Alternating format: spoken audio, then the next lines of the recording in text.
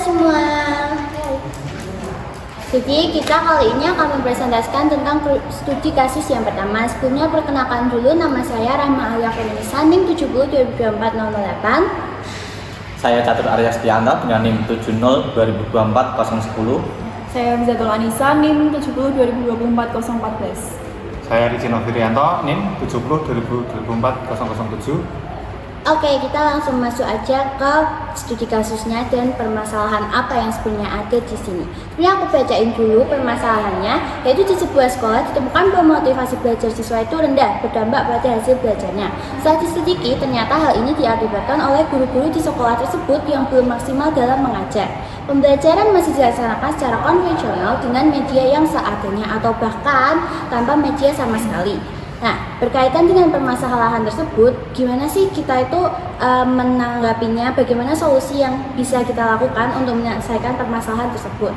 Oke, dari studi kasus tersebut, analisis masalah yang dapat kita temukan di sana itu yang pertama adalah permasalahan yang terdapat pada studi kasus, yaitu rendahnya motivasi hasil belajar siswa yang diakibatkan oleh kompetensi guru di sekolah tersebut yang belum maksimal dalam mengajar, serta pembelajaran yang tidak optimal karena keterbatasan media yang ada di sana. Bahkan mereka juga kadang tidak memakai media yang ada.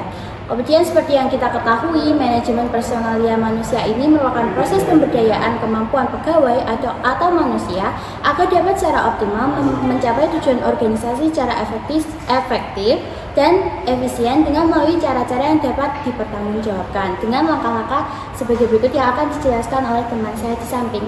Oke, langkah yang pertama yaitu perencanaan SDM. Yang pertama ada melakukan identifikasi analisis gap.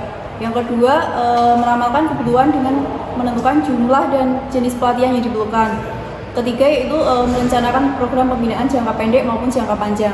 Yang kedua yaitu ada job analis. Yang pertama job description atau memperjelas tugas dan tanggung jawab guru menggunakan media pembelajaran yang variatif. Yang kedua yaitu job specification, menetapkan standar kompetensi pada guru termasuk kemampuan mengoperasikan teknologi dan merancang pembelajaran. Yang ketiga yaitu membuat indikator kinerja terkait dengan kualitas pengajaran. Untuk langkah ketiga yaitu perekrutan dan seleksi jangka panjang.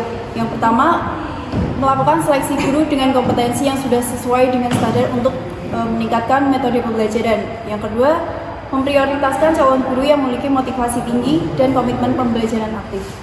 Yang selanjutnya, yang keempat, pelatihan dan pengembangan. Menyelenggarakan pelatihan tentang metode pembelajaran inovatif dan penguasaan media pembelajaran digital. Yang kedua, melakukan mentoring secara individu dan kelompok agar ilmu yang didapat bisa langsung diterapkan dalam kegiatan belajar mengajar. Yang kelima, penilaian kerja.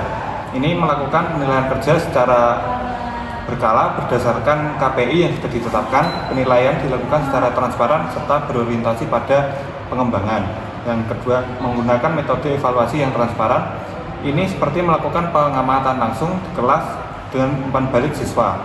Yang keenam, kompensasi dan penghargaan.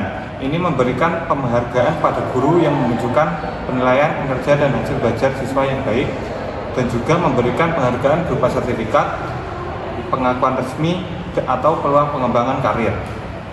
Yang selanjutnya, Oke, jadi yang ketujuh, kita bisa melakukan pembinaan kepada guru yang sudah diberikan pelatihan terus masih di bawah standar kompetensinya. Kita bisa menggunakan pembinaan lebih lanjut kepada guru tersebut.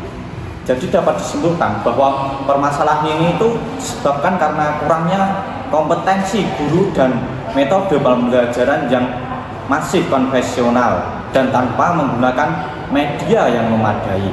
Jadi solusi efektifnya adalah melalui penerapan manajemen personalia, khususnya pada pembinaan dan pengembangan guru. Langkah-langkahnya seperti perencanaan SDM, analisis jabatan, rekrutmen guru yang kompeten, dan pelatihan inovatif, serta pembinaan berkelanjutan. Pendekatan ini bertujuan untuk meningkatkan kualitas pengajaran yang berdampak langsung pada motivasi dan hasil belajar siswa. Wah, ternyata banyak banget ya teman-teman solusi yang bisa kita cari untuk menanggulangi studi kasus ini. Kayak yang paling utama kita harus tahu pasti gimana sih manajemen personalia manusia ini supaya kita itu bisa mengembangkan lagi, memberdayakan lagi memberdayakan kompetensi-kompetensi guru yang sekiranya belum maksimal dalam menjalankan pengajarannya. Oke, jadi itu aja penjelasan dari kita, semoga dapat dipahami. Terima kasih. Ya. Bye.